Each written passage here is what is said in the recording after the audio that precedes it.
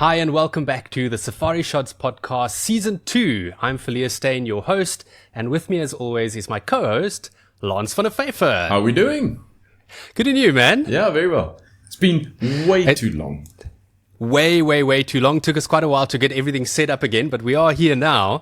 And before we get started in what we're going to do this season and what we're going to be talking about today, I thought I'd let all of you know, watch to the end of this podcast because we've got some very exciting news. We have an amazing opportunity where you guys can join me and Lance on safari early next year. So stay tuned for that. But before we talk about that, I thought I'd give you a little bit of an idea of what we're going to do in season 2 of the Safari Shots podcast. Might look a little bit different from last year because what Lance and I decided to do was to actually talk to other experts in the field. And that's not necessarily only photographic safari guides, but also people that are experts in maybe camera equipment or specific destinations or anything nature and safari related. Yeah, 100%. Obviously, your knowledge is incredible. You've been absolutely everywhere in Africa. My knowledge, I think, is catching up slowly. I'm slowly getting everywhere in Africa. But there is so many people out there that know places so intimately, as well as camera gear, as well as photography. So, yeah, it's a great opportunity to kind of get people introduced. If you guys don't necessarily know some of the photographers, all the guys we talk to are absolutely incredible, the guys and the gals.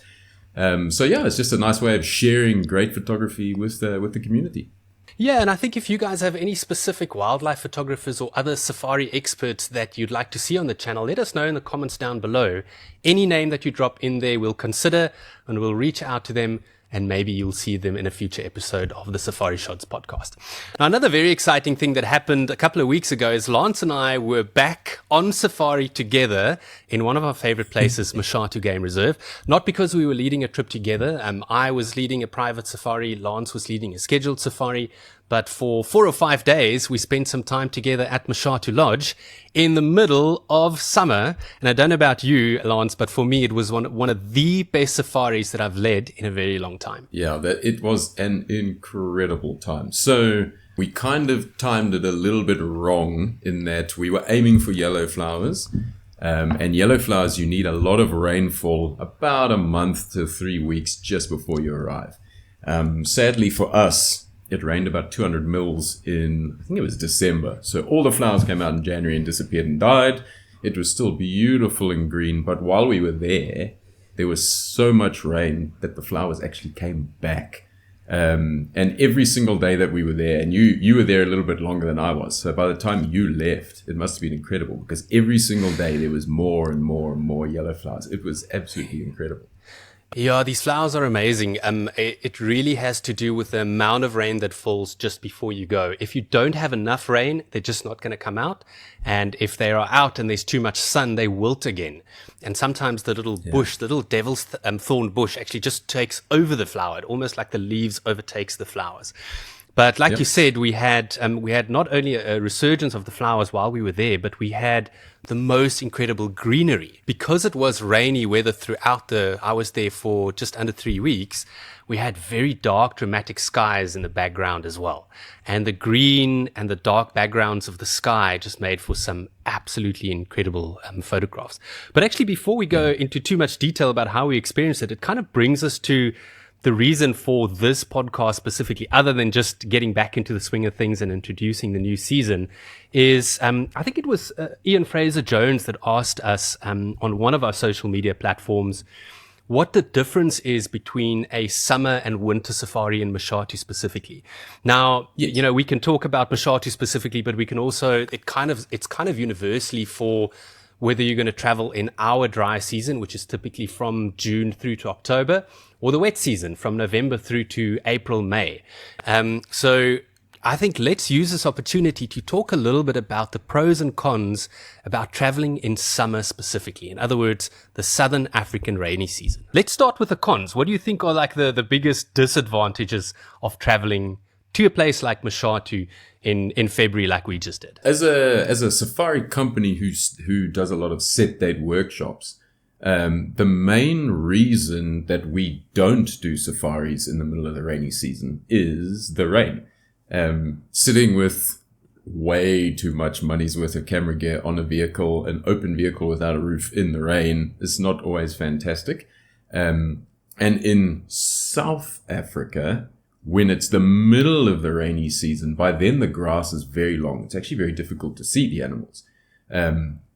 It's very pretty because it's green and animals will go onto things, but you actually spend a lot of time, especially smaller things like leopards who are walking through the grass. If they're just off the path and bashing through the grass, it's very difficult to see them because the grass is quite long. Whereas Mashatu, you don't get 4-foot high grass. You get the little devil thorns carpet, which is about 6 inches high. So when it's really lush and green, it's actually still very pretty. You get the color. Yeah.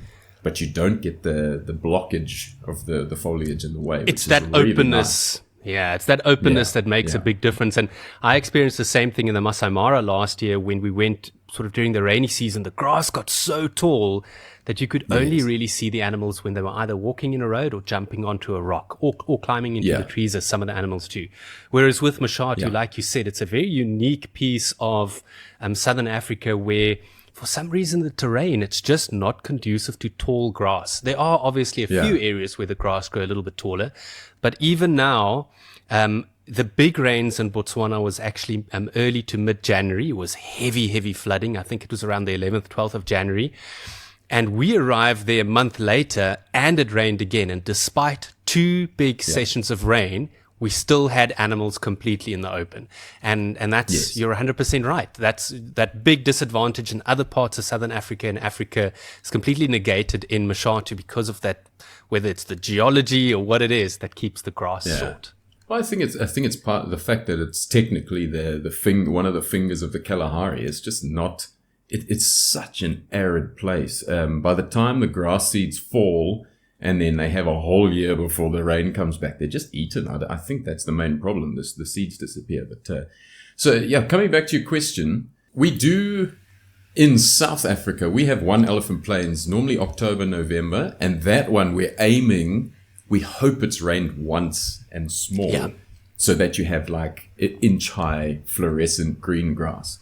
But other than that, everything else is mid-year where it's a little bit brown. So one of the pros of green season is it's green. You get color. Exactly. You don't have a sort of dull brownish animal on a brown background with a boring brown sky. Blue skies are brown skies.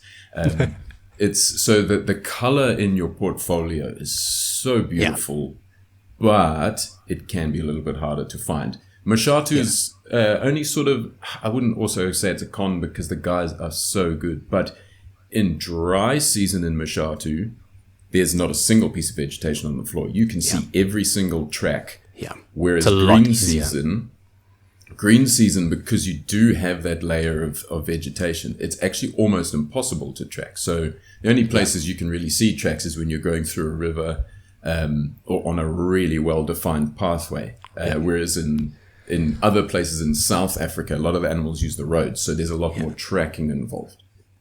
It's very interesting. I don't know whether you noticed it this year as well. I found that almost the main way of finding leopards in Mashatu during the green season is listening for baboons, guinea fowl, starlings, because there are so many of them along the Majali River, and a lot of them sitting very high up in those massive Mashatu trees.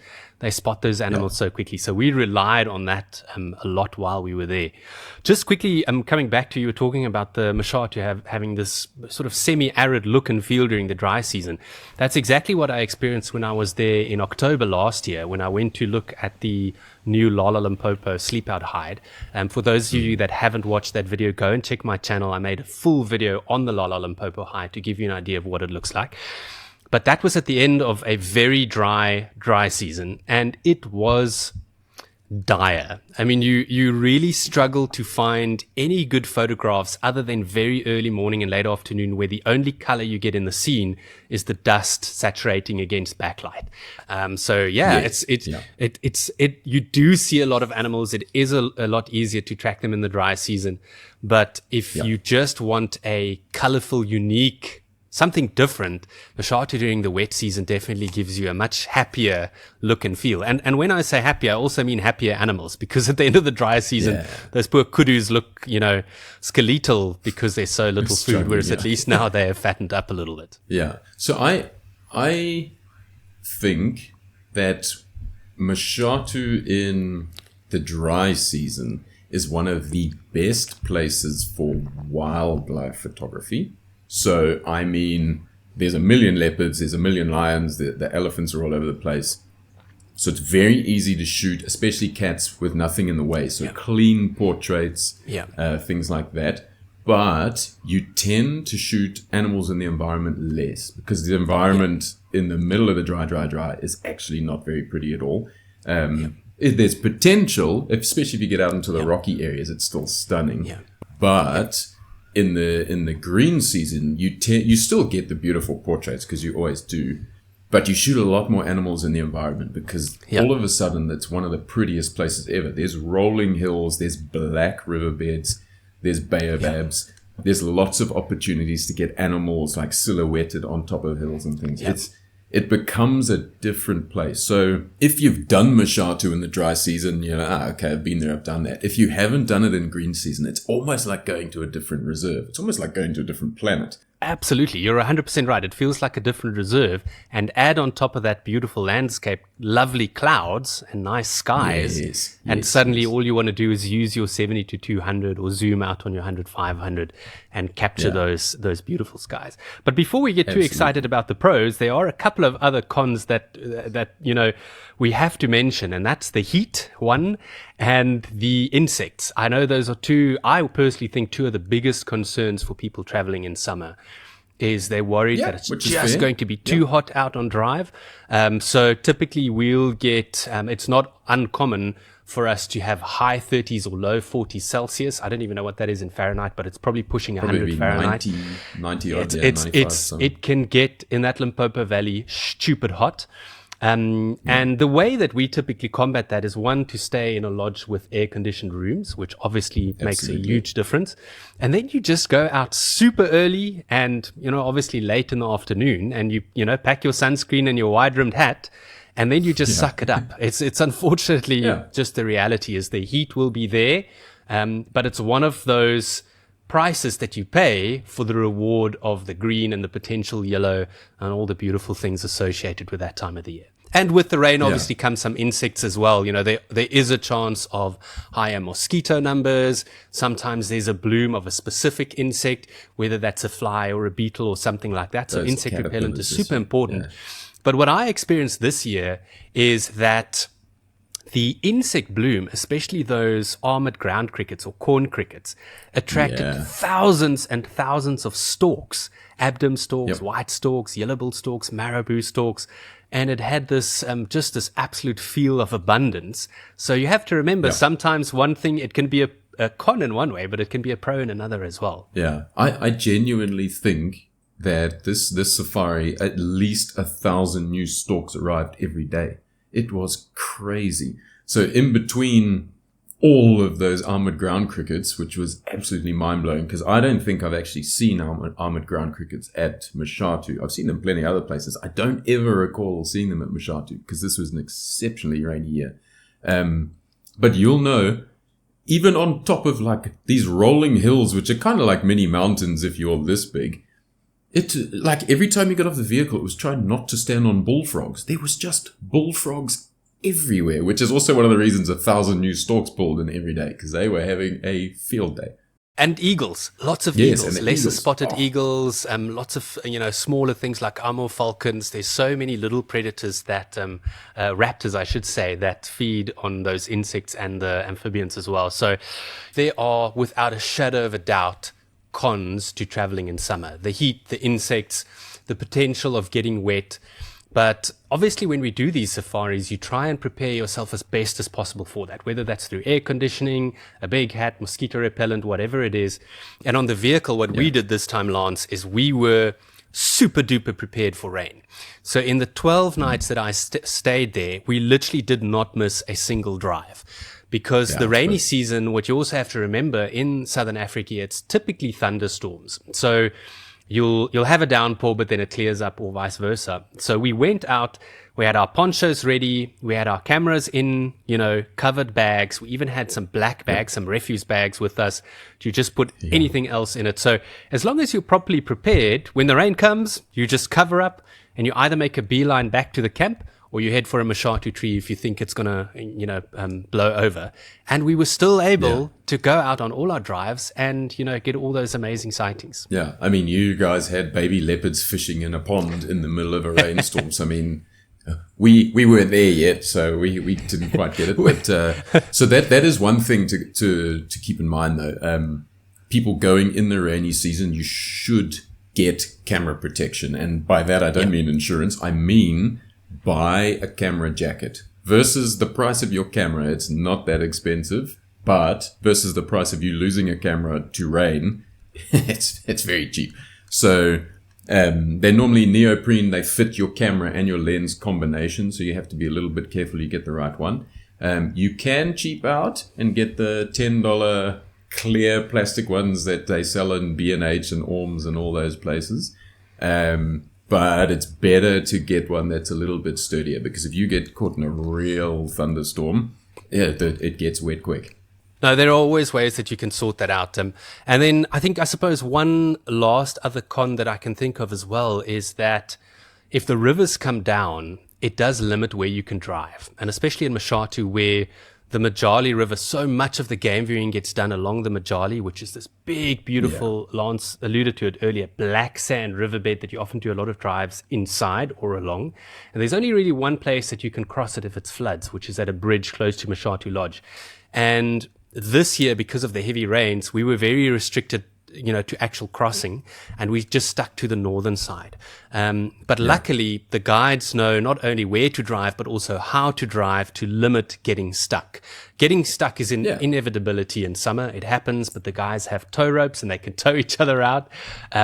But it did mean that our game viewing area was a little bit smaller, but I can completely 100% hand on my heart say that it did not affect our game viewing this year. You alluded to it earlier as well, where we had leopards playing in little streams. For some reason, the wet weather this year, and I shouldn't be surprised because big cats just love rainy, drizzly weather. The cool, wet weather just brought all the leopards out. They were super duper active, and especially the youngsters playing in the rain and in the water, and the same for the lions as well. So don't think for 1 second that cool, wet weather is bad for game viewing. If anything, it has the opposite effect. It makes it even better. Well, that's the thing. So we went there, the last time was 2 years ago, and we had an exceptionally hot summer. So you're coming back to the weather. It was stinking hot. It was about 45 every day, which is probably 100, 105 or something like that. So it was hot. This year, because of all the rain, it was actually really cool. It was nice. We were sitting like mid-20s most days, which is so pleasant when you come from Hoedspruit and the average temperature is 8,000. And like you say, lion cubs playing, leopard cubs playing, elephant babies playing, storks playing with frogs. It was the thing with Mashatu.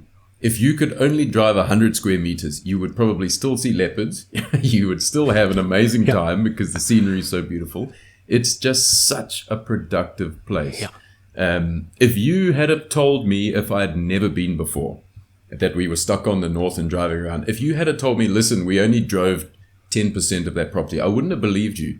Because even being only on the northern side, you can still drive one way for a few hours before you have to turn around.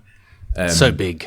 It's such a massive, massive place. I mean, we stayed on one side of the river. We still went down and saw cheetahs. We still saw leopards. We still saw lions.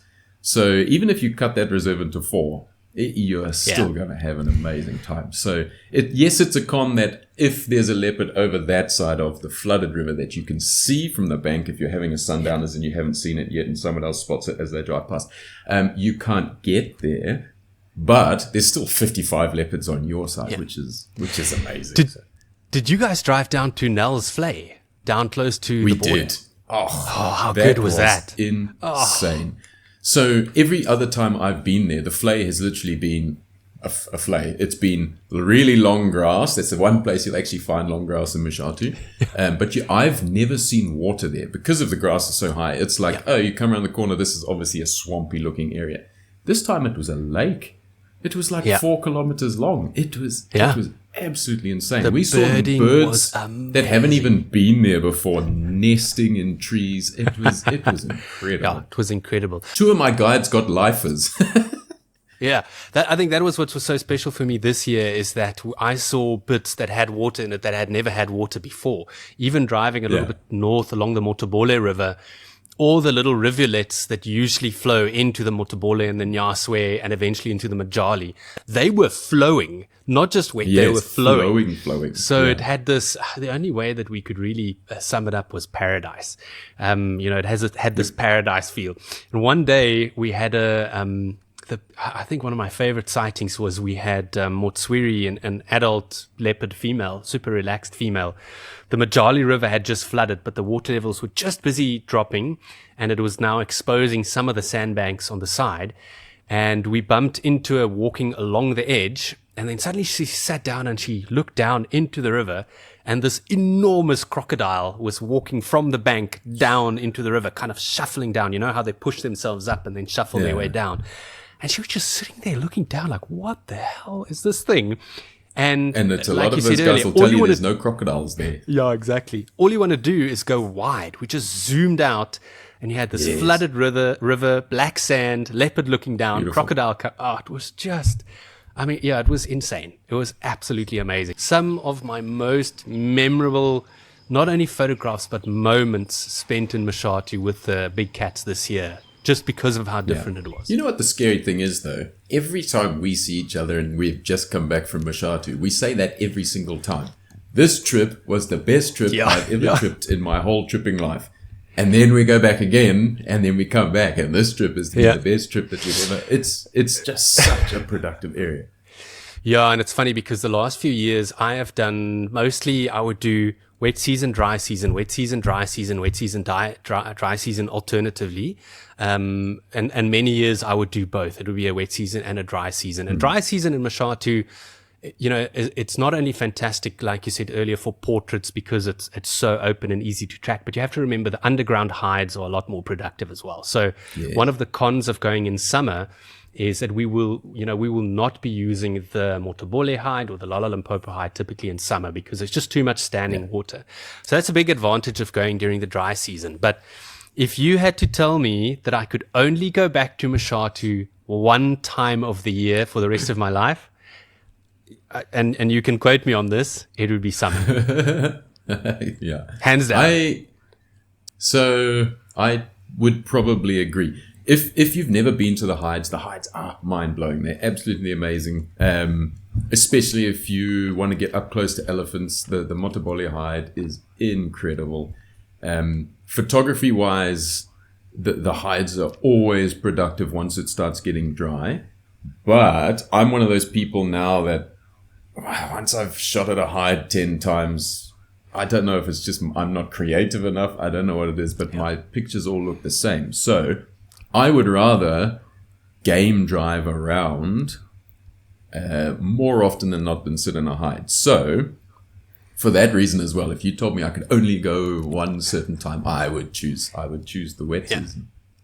Well, so let's once and for all talk about or answer the questions about the yellow flowers, because let's face it, a lot of people consider taking the risk, traveling during the wet season and facing the heat and the bugs and the getting stuck in the water and all that because they desperately want to see those yellow flowers. But the reality is we don't know when those flowers are going to come out. So I've seen yellow flowers in Mashatu in December. This year, the main bloom was in January. And historically, let's say over the last 10 years, it's typically been mid-February has been the best chance. Yeah. So rather than asking a question, the statement that I'd like to make is just be careful for going just for the flowers. I would say if you're going to Mashatu during the rainy season or the wet season, go for the lushness, the greenery, the summer feel, the abundance, but give yourself a chance for the flowers. In other words, you and I, if we were to go, we were always going to try and schedule a time that we think is a good time. It's the middle of the rainy season. And then we just hope and pray that we're lucky and we get a little bit of those flowers coming through. And that's the really nice thing. It's one of those places that, yes, if you're going for yellow, there's a reason. If you are unlucky and you don't get the yellow, you're still going to have an amazing time. We've been one February. It didn't rain at all. I think it rained 5 mils in December. So we got there in mid-February waiting for yellow, and it looked like the middle of winter. There was not even green. It was so dry. But we averaged 7 leopards a drive that year.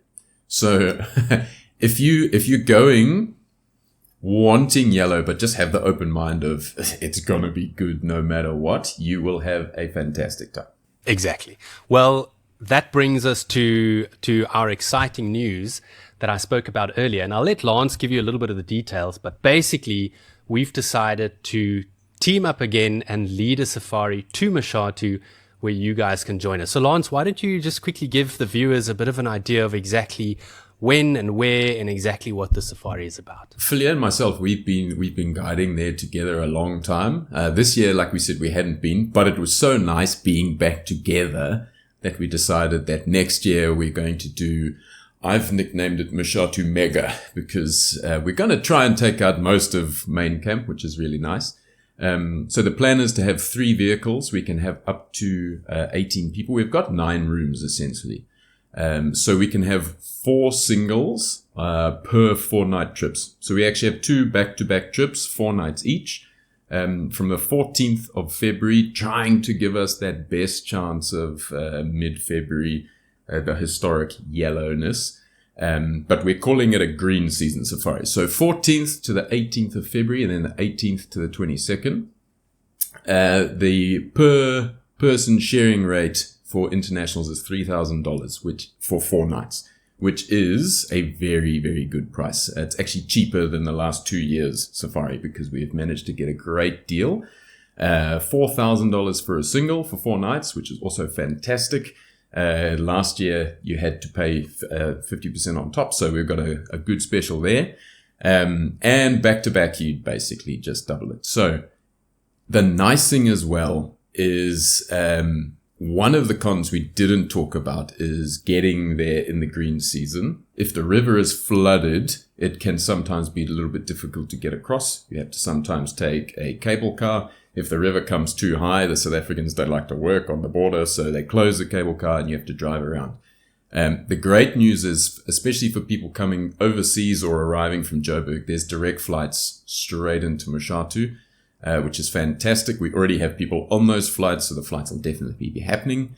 Or there's slightly cheaper flights where you can fly to Polokwane and we can arrange a shuttle. So, easy to get to this time, really good price, which I'm excited about. And the fact that if you can do 8 nights, you're going to see some incredible stuff. If you can do 4 nights, you're going to see some incredible stuff. So, yeah, it's going to be really nice. So, Villiers and myself are guiding, and we also have another guide called Anna who's joining as well. Also, awesome photographer, amazing person. So, if you are interested, either send Villiers a message, send myself a message, email us. We'll put links here and here and here and over there. The itinerary is on our website. You can find links on Villiers' social. You can find it on our socials. We tried to make it all over the place. So, yeah, let us know. Spots are filling up very quickly. We actually posted a social media post. All of us, myself, Lance, and Anna, posted social media posts about this trip. And I think it's probably because you and I have just been there and some stories, and everybody saw all the amazing things we saw. So the moment that we posted it, we immediately got flooded with inquiries. So if you are keen to join us, jump on quickly if you don't want to be disappointed. And I really like the fact that you scheduled the back-to-back, because it does give people who are traveling from the other side of the world the opportunity to come for a little bit longer. I think from my side, what's important to remember about this trip, it's not just about big cats. This trip is about everything Mashatu has to offer during the green season. And that includes elephant, elands, baboons trying to cross the river, the birds down in the flay, fox, everything beautiful that we can find. And I guarantee you that'll include some leopards and lions as well. So it really is a best of Mashatu trip as opposed to, just a big cat trip. It's definitely not a big cat trip. It's a photography trip. Exactly. All the details are in the video description. Please go and check that out. And before I forget, just a massive shout out again to all our patrons, the people that support the Panthera Photo Safaris conservation initiative. If you guys want to make a significant difference in the animals here around Hoedspruit and wherever Panthera Photo Safaris can help, go and check that out and pledge a monthly donation. And if you enjoy the Safari Shot podcast and the other videos that I post here on the Safari Expert YouTube channel, you can also go and check out my Patreon page where you can make a small monthly donation. Lance, thank you so much. I'm glad we're back in the swing of things. Looking forward to our first interview. We won't tell people just yet who that's going to be with. But really looking forward to talking to some other experts in the field and hearing what they've got to say about, well, all the things that we love so much. Yeah, so really looking forward to the season. Really looking forward to getting back to Mashatu again with you next year. And for now, cheers. Happy shooting.